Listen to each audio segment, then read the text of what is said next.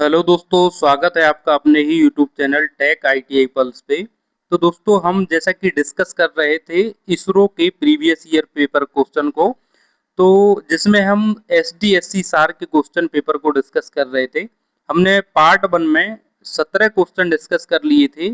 अब part two को start करते हैं। यहाँ पे देखते हैं पहला क्वेश्चन। ये which nut protect the bolt and thread from damage, मतलब जो बोल्ट की एंड रहता है उसको डैमेज होने से बचने के लिए कौन सा नट प्रयोग किया जाता है। तो आपको करेक्ट आंसर इसका पता होना चाहिए। कैप नट इसका करेक्ट आंसर हो जाएगा, है ना। कैप नट इसका करेक्ट आंसर हो जाएगा, जो कि बोल्ट को रस्ट होने से बचाता है और उसकी थ्रेड को डैमेज होने से बचाता है। उसके बाद अगला क्वेश्चन देखते हैं हम। अगला क्वेश्चन है, ये हिंदी में दिया है। अगर जिसको इंग्लिश में पढ़ने में दिक्कत हो तो वो हिंदी में भली भांति इसको समझ सकता है। मैं थोड़ा सा पॉज करते जाऊंगा इसको, तो आप वीडियो को पॉज करके इसको हिंदी में देख सकते हैं। उसके बाद अगला क्वेश्चन देखते हैं यहाँ पे। Which machine jig are used, which machine jigged are use, मतलब कि कौन सी मशीन है वो जिग का यूज करती है।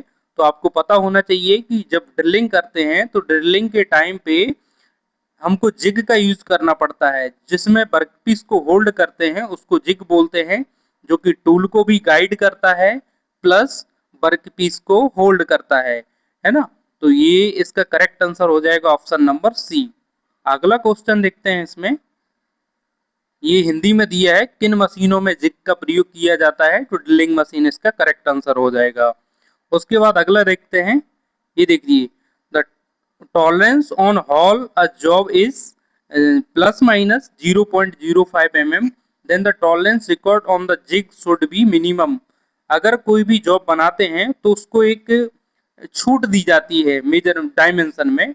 जैसे मान लीजिए मुझे 10x10 का कोई पीस बनाना है, तो 10x10 का जो पीस बनाऊंगा तो उसको मुझे 10 में ऊपरी सीमा और निचली सीमा में एक छूट देनी पड़ेगी, जिससे जो भी कारीगर उस जॉब को बना रहा है वो अच्छे से जो दी हुई डायमेंशन है उसके नजदीक साइज तक उसको बना सके। तो जो टॉलरेंस जॉब पे दी है वो 0.05 mm है। इसमें पूछा है कि जिग का जो प्रयोग करेंगे हम, तो जिग की जो टॉलरेंस की जोन होगी वो कितनी रहेगी। तो जस्ट इसका हाफ होगा 0.025 mm। ये इसका करेक्ट आंसर हो जाएगा जो कि इसरो ने पूछा है। उसके बाद आगे देखते हैं हम। यहाँ पे 20 नंबर का क्वेश्चन है। ये इसका हिंदी में दिया है। हिंदी में आप टेक्निकल जो नॉलेज है उसको ज्यादा भली भांति नहीं समझ सकते, तो इसलिए आपको कोशिश ये करना है कि टेक्निकल जो टर्म है, कुछ कुछ वर्ड हैं उनको इंग्लिश में ही याद रखना है, जिससे आप पेपर में अच्छे से उन चीजों को पिकअप कर पाएंगे। ये मैं अपना पर्सनली एक्सपीरियंस बता रहा हूँ कि हिंदी में जो चीज पढ़ते हैं उसके 10 नाम एग्जामिनर एग्जाम में रख देता है तो हम कंफ्यूज हो जाते हैं। तो उसको इंग्लिश में अगर आप पढ़ के जाएंगे तो आप बिल्कुल भी कंफ्यूज नहीं होंगे। जो चीज है वही एज इट इज वहां पे देखने को मिलेगी। यहाँ पे बोला है, what is called if the लेप इज हार्डर देन वर्कपीस। अगर जो लेप है, जैसे लेपिंग प्रोसेस क्या है, एक सुपर फेंसिंग का प्रोसेस है, जिससे किसी जॉब को, जैसे मान लीजिए हमने कोई पार्ट्स बनाया, उस पार्ट्स को बनाने के बाद हमने मशीनिंग कर दी। मशीनिंग के पश्चात उस पर टूल के जो मार्क्स रह जाते हैं, वो वर वगैरह रह जाते हैं, उनको हटाने के लिए हमको क्या करना पड़ता है, लेपिंग करनी पड़ती है किसी पीस पर। तो लेपिंग क्या है, एक तो सुपर फिनिशिंग ऑपरेशन है। सुपर फिनिशिंग ऑपरेशन है, ये डायरेक्टली क्वेश्चन में पूछा जाता है कि lapping is a process of, lapping कौन सा प्रोसेस है, तो एक सुपर फिनिशिंग का प्रोसेस है। ये चीज आपको याद रखना है। इसमें जो पूछा है क्वेश्चन में कि अगर लेप को वर्कपीस की अपेक्षा हार्ड बना दिया जाएगा तब क्या होगा। तो इस कंडीशन में क्या होगा, जैसे मान लीजिए ये कोई लेप टूल है, इस टूल को मैंने इस वर्कपीस की अपेक्षा इसको हार्ड बना दिया।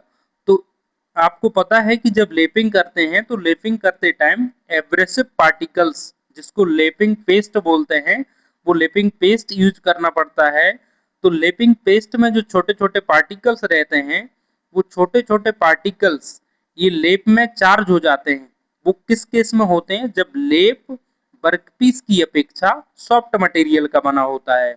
अगर इसको जस्ट उल्टा कर दिया जाए तो उस कंडीशन में क्या होगा कि जो एब्रेसिव पार्टिकल हैं ये वर्कपीस पर ही चार्ज हो जाएंगे और ये उल्टा काम करने लगेंगे, जॉब को घिसने की बजाय ये लेप को ही घिस देंगे। इसलिए ये चीज की जाती है कि जो लेप हम बनाते हैं वो जॉब की अपेक्षा सॉफ्ट मटेरियल का होना चाहिए, है ना। तो इस कंडीशन में क्या होगा, ये workpiece will cut the lap, है ना। ये जो ए ऑप्शन है वो एकदम करेक्ट है कि जो वर्क पीस है वो लेप को ही काट देगा, क्योंकि वर्क पीस यहाँ पे चार्ज हो गया है।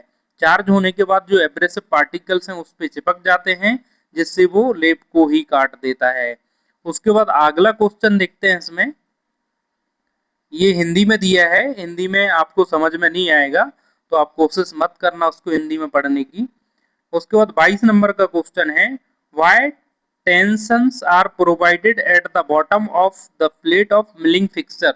ये क्वेश्चन यहाँ पे रॉन्ग पूछा गया है, इसलिए इसको फाइन जो बोनस मार्क्स हैं सभी लोगों के लिए इसने इसरो ने प्रोवाइड करे हैं। यहाँ टेंशन की जगह अगर इस पे टेनन कर देता ना, तो टेनन क्या होता है, जो मिलिंग फिक्सचर रहता है उसकी बेस प्लेट में एक पिन टाइप से निकली रहती है।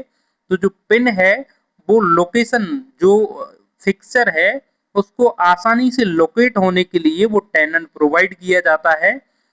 जो देखिए यहाँ पे लिखा है ना, for proper location of fixture, ये इसका करेक्ट आंसर होता अगर यहाँ पे जो एग्जामिनर है वो टेनन वर्ड को लिख देता, है ना। उसने टेंशन लिख दिया है, इसलिए क्वेश्चन इनकरेक्ट हुआ है और सभी के लिए इसमें बोनस मार्क्स दिए गए हैं। उसके बाद आगे देखते हैं हम। अगला क्वेश्चन है, ये देखिए 23 नंबर का, point of centre pinch is ground on at angle. जो सेंटर पंच होती है उसका जो पॉइंट है वो कितने डिग्री पे ग्राइंड होता है। तो आपको पता होना चाहिए कि सेंटर पंच का जो पॉइंट है 90 डिग्री पे ग्राइंड होता है। जो प्रिक पंच बिटनेस मार्क के लिए है, अगर इस टाइप से क्वेश्चन में पूछा गया है कि प्रिक पंच बिटनेस मार्क के लिए, तो उसके लिए आपको 60 डिग्री रखना है। और प्रिक पंच जो डिवाइडर का पॉइंट सेट करने के लिए यूज होता है वो 30 डिग्री के कोण पे ग्राइंड होता है। एक चीज आपको विशेष ध्यान रखनी है, इसमें कंफ्यूजन होता है कि प्रिक पंच बिटनेस मार्क के लिए 60 डिग्री, प्रिक पंच जो डिवाइडर है उसके पॉइंट को सेट करने के लिए 30 डिग्री, है ना। और डॉट पंच का आपको पता ही है कि डॉट पंच का एंगल 60 डिग्री होता है, सेंटर पंच का एंगल 90 डिग्री होता है।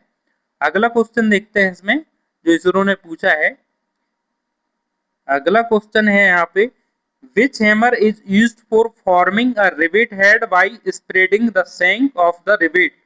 आपको पता है कि जब रिवेटिंग करते हैं तो रिवेटिंग के लिए जो हैमर यूज होता है वो बॉल पिन हैमर यूज होता है ना। जो बॉल पिन हैमर है उसके द्वारा रिवेट की, मान लीजिए शैंक है, इस शैंक को हम ये हेड बना दिया जाता है। इस शैंक का फैलाकर, स्प्रेड मतलब फैलाना, फैला करके हेड बना देता है। तो वो कौन करता है, बॉल पिन हैमर काम करता है। क्रॉस पिन हैमर है, एक दिशा में धातु को फैलाने के लिए क्रॉस पिन हैमर का यूज होता है। किसी कॉर्नर पे अगर चोट मारना है तो उसके लिए स्टेट पिन हैमर का यूज होता है। तो ये तीनों हैमर का हमने यूज देखा। आगे देखते हैं अगला क्वेश्चन। अगला क्वेश्चन है यहाँ पे, ये देखिए, the file used for removing large quantity of metal from soft material like white metal, bronze and brass, है ना। जो हमने कल एक फाइल का चैप्टर पढ़ा था उसमें देखा होगा कि जो ड्रेडनॉट फाइल है, तो ड्रेडनॉट जो फाइल है उसका प्रयोग बहुत सॉफ्ट मटेरियल है उनको रिमूव करने के लिए यूज होता है। नाइफ एज फाइल है वो 10 डिग्री से अधिक के अगर ग्रुप है उनको फाइलिंग करना है तो उसके लिए नाइफ एज फाइल का यूज करते हैं। डबल कट फाइल जहाँ पे बहुत हार्ड मटेरियल हो और बहुत भारी मात्रा में मटेरियल को हटाना हो उसके लिए डबल कट फाइल का यूज करते हैं। और यहाँ पे पॉजी ड्राइव फाइल है, ये कोई फाइल का नाम नहीं है ना। तो ये जो फाइल है इसका कोई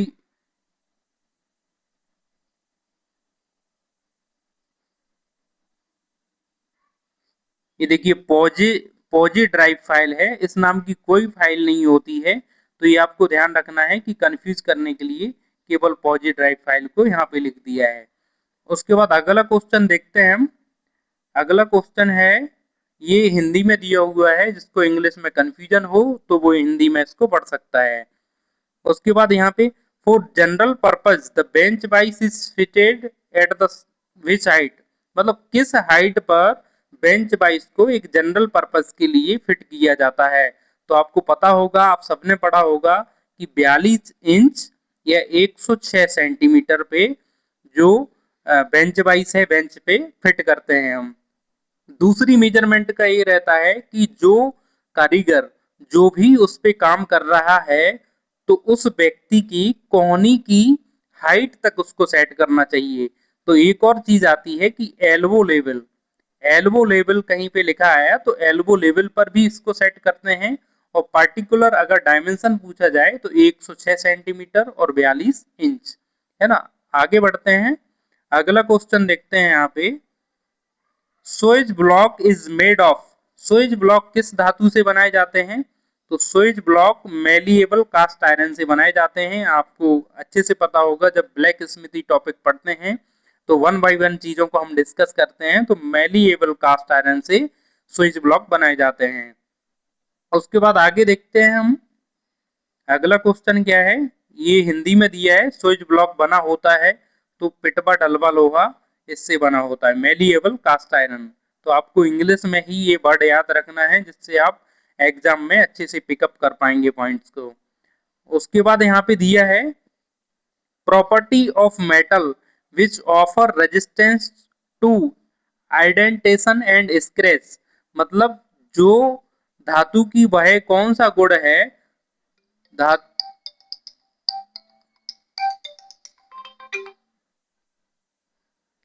धातु का वह कौन सा गुण है जो, एक second, property of metal which offer resistance to indentation and scratch, जो खुरचने से धातु को बचाता है तो उसकी हार्डनेस होती है ना। हार्डनेस धातु की वह प्रॉपर्टी है जो उसको खुरचने से बचाती है और दूसरी धातुओं को काटने के योग्य बनाती है, उसको बोलते हैं हार्डनेस। उसके बाद टफनेस क्या है, जो सडन लोड को सहन कर ले। जैसे मान लीजिए कि कोई मटेरियल है, उस पे हमने कोई ऊपर से एक पत्थर गिराया, तो अगर कांच रखा होगा तो वो कांच बहुत जल्दी टूट जाएगा। इसका मतलब ये है कि कांच बहुत ब्रिटल है। और अगर एक रबर को रख दिया जाए तो रबर है वो उस चीज को सोख लेगी, मतलब जो शॉक है, झटका है, उसको एब्जॉर्ब कर लेगी। उस प्रॉपर्टी को बोलते हैं टफनेस। तो इस क्वेश्चन का राइट आंसर जो हो जाएगा यहाँ पे हार्डनेस, जो कि आपको मैंने यहाँ पे समझा दिया है कि स्क्रैच और दूसरी धातुओं को काटने योग्य बनाता है, वो उसकी प्रॉपर्टी होती है हार्डनेस। उसके बाद अगला क्वेश्चन देखते हैं, ये हिंदी में दिया है। अगला क्वेश्चन है यहाँ पे, specific gravity of mercury, mercury मतलब पारा। तो आपने पढ़ा होगा फिजिक्स में, 13.6 ग्राम पर सेंटीमीटर क्यूब, क्यूबिक सेंटीमीटर। ग्राम पर सीसी भी बोल सकते हैं और ग्राम पर सेंटीमीटर क्यूब भी बोल सकते हैं इसको, है ना। तो 13.6 मरकरी की स्पेसिफिक ग्रेविटी होती है। उसके बाद आगे देखते हैं हम, विच of the following material is most elastic, elasticity किस में ज्यादा होगी। तो ये हमेशा से ही कंफ्यूजन में रहा है। तो आप दोस्तों अगर एग्जाम की तैयारी कर रहे हैं तो आपको स्टील ही इसका करेक्ट आंसर लगाना, और स्टील ही हर एक जो डिपार्टमेंट है वो सही इसका आंसर मानता है। हालांकि इलास्टिसिटी, इलास्टिक का मतलब होता है कि कोई मटेरियल, जैसे मान लीजिए मैंने एक वायर है, मैं वायर को आगे खींच देता हूँ, यहाँ से इसको इतनी लंबाई इसकी बढ़ा दी, तो ये वापस अपनी पोजीशन में आता है कि नहीं आता है, इस चीज को डिनोट करेगा इलास्टिसिटी। जैसे मान लीजिए रबर है कोई, तो रबर को हम जैसे खींचते हैं तो वो वापस अपनी पोजीशन में बड़े आसानी से आ जाती है, तो वो मोर इलास्टिक होती है। लेकिन यहाँ पे स्टील को माना गया है और स्टील ही आपको करेक्ट आंसर लगाना है। उसके बाद आगे देखते हैं यहाँ पे, अगला क्वेश्चन देखते हैं। अगला क्वेश्चन है the process of increasing carbon percentage on the surface of low carbon steel is known as. Low carbon steel की जो सतह है, जैसे मान लीजिए कोई पीस है लो कार्बन स्टील का, उसकी सरफेस को केवल हार्ड करना है, तो सरफेस ओनली हार्ड करने के लिए हम यहाँ पे कार्बुराइजिंग का इस्तेमाल करते हैं। ये कार्बुराइजिंग है, ओनली सरफेस हार्डनिंग प्रोसेस है, इसलिए इसका बी ऑप्शन करेक्ट हो जाएगा। हार्डनिंग मतलब पूरे पार्ट्स को हार्ड करना, तो पूरी बॉडी को हार्ड नहीं करता कार्बुराइजिंग, ओनली इसके सरफेस को करता है। नाइट्राइडिंग भी इसके सरफेस को हार्ड करता है ना। तो ये इसका बी ऑप्शन करेक्ट हो जाएगा। उसके बाद यहाँ पे देखते हैं अगला, what is the hardening temperature for high speed steel tool. तो दोस्तों ये आपको याद रखना पड़ेगा कि हाई स्पीड स्टील के जो हार्डनिंग टेम्परेचर है, हार्डनिंग करना है हमको हाई स्पीड स्टील टूल्स की, तो उसको 1250 डिग्री सेंटीग्रेड टेम्परेचर पे पहले गर्म करना पड़ेगा, है ना। अब आगे देखते हैं इसका अगला क्वेश्चन देखते हैं यहाँ पे, which hammer generally used in forging operation. आपको पता है कि फोर्जिंग ऑपरेशन के लिए आपको स्लेज हैमर के यूज करते हैं, जिसका वजन 2 केजी से 8 केजी के लगभग होता है। इस बीच में इस रेंज में जो वजन होता है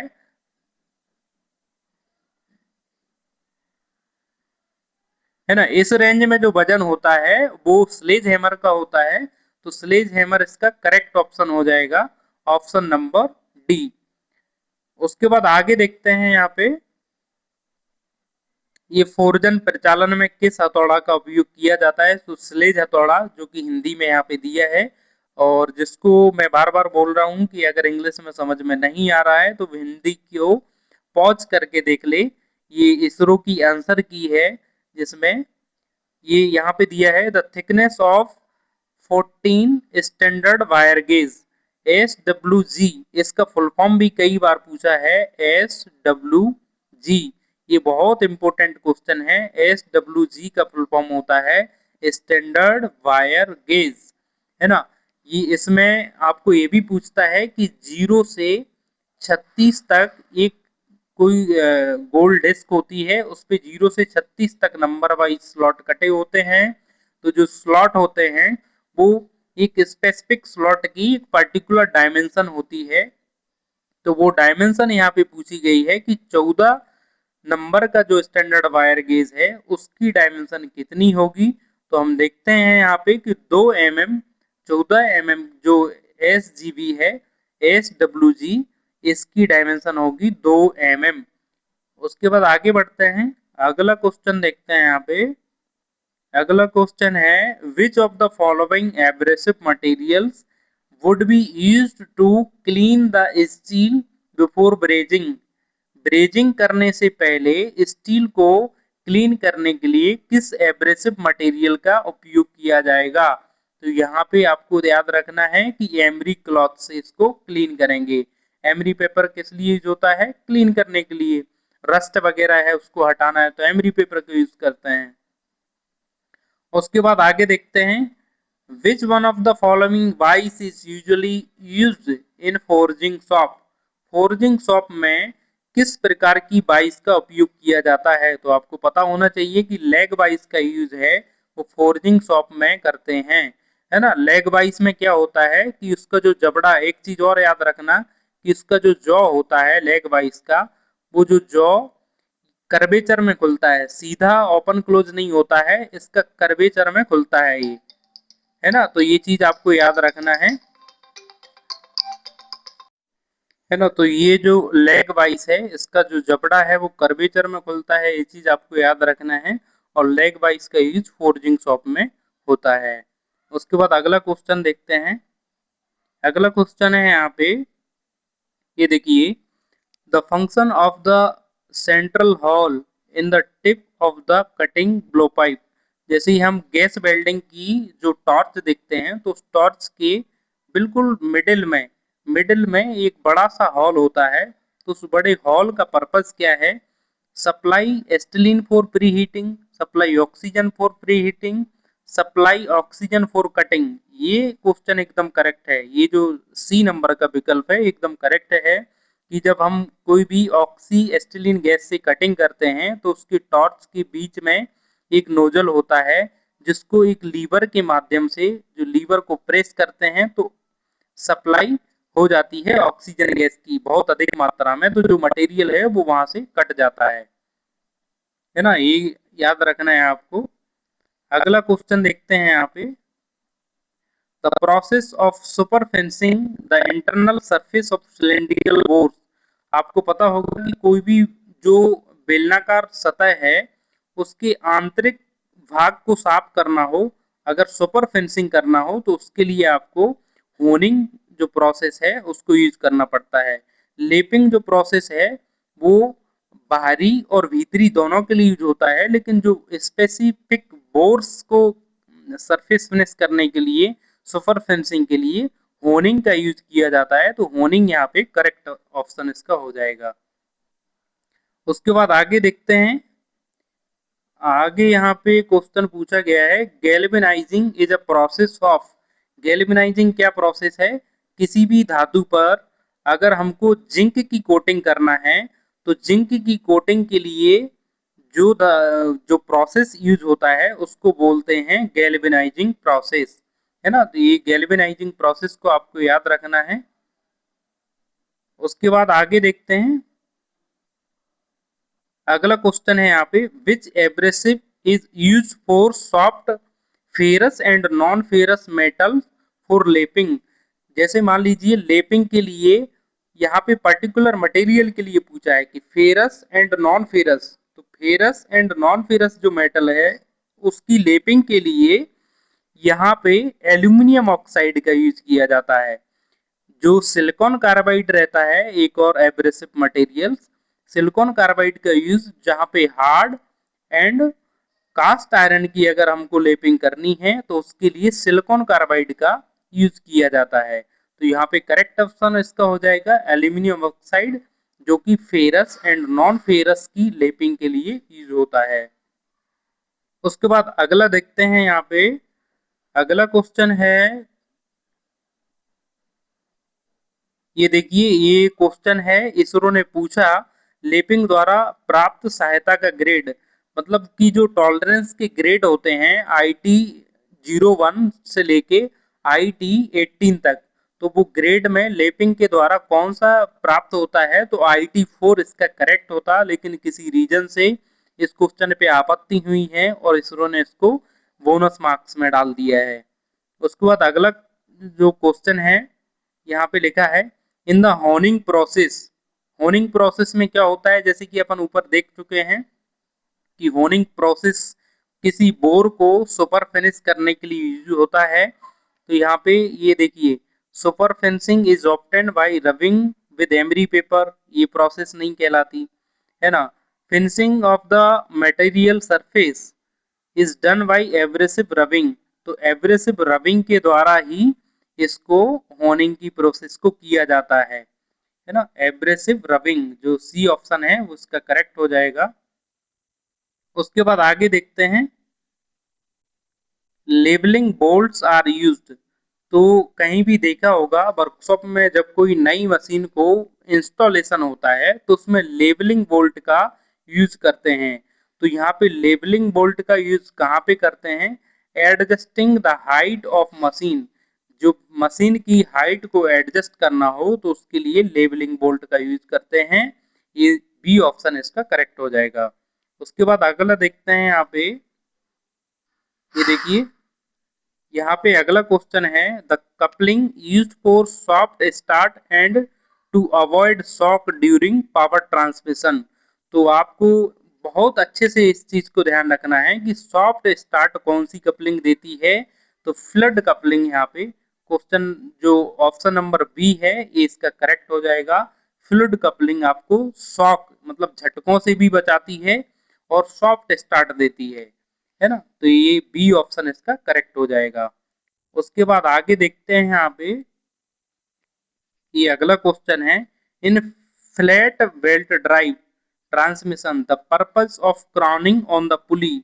आपने देखा होगा जब कोई पुली रहती है तो पुली पे जो बेल्ट है वो सेंटर में बना रहे, इसलिए उसको क्या करते हैं, पुली को थोड़ा सा कर्वेचर में बनाते हैं, एकदम सीधा इस टाइप से नहीं बनाते, उसको थोड़ा सा कर्वेचर बीच में दे देते हैं, जिससे जो बेल्ट उस पे चल रहा है वो बेल्ट उसके सेंटर में बना रहे। इसके लिए इसमें क्राउनिंग देते हैं। तो क्राउनिंग पूछा जाता है कि क्राउनिंग क्या है, तो क्राउनिंग एक ऐसा प्रोसेस है जिसमें जो पुली है उसकी सेंटर की हाइट है उसको थोड़ा सा इंक्रीज कर देते हैं। तो इससे क्या होता है, to reduce the friction between pulley and belt, ये नहीं होता है। Increase the friction between pulley and belt, ये भी नहीं होता है। Reduce area of contact area, ये to self centering of belt pulley to held in a place, ये डी ऑप्शन इसका करेक्ट हो जाएगा कि जो बेल्ट है वो पुली के सेंटर में बना रहे, इसलिए उसकी क्राउनिंग की जाती है। उसके बाद आगे देखते हैं, यहाँ पे अगला क्वेश्चन है,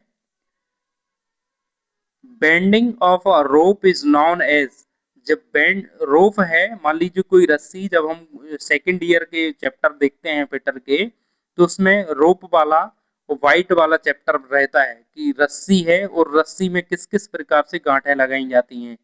तो जैसे मान लीजिए एक रस्सी है, इसको अगर मैं उठा के इस तरीके से ऐसे मोड़ दूं तो इसको बोला जाता है वाइट, और अगर इसको ऐसे घुमा दूं तो इसको लूप बोला जाता है ना। तो ये इसके टेक्निकल टर्म है जो कि हम रस्सी वाला चैप्टर पढ़ेंगे, उस टाइम पे हम सारी चीजें इनमें समझेंगे, है ना। तो आगे देखते हैं, यहाँ पे अगला क्वेश्चन इसमें देखते हैं,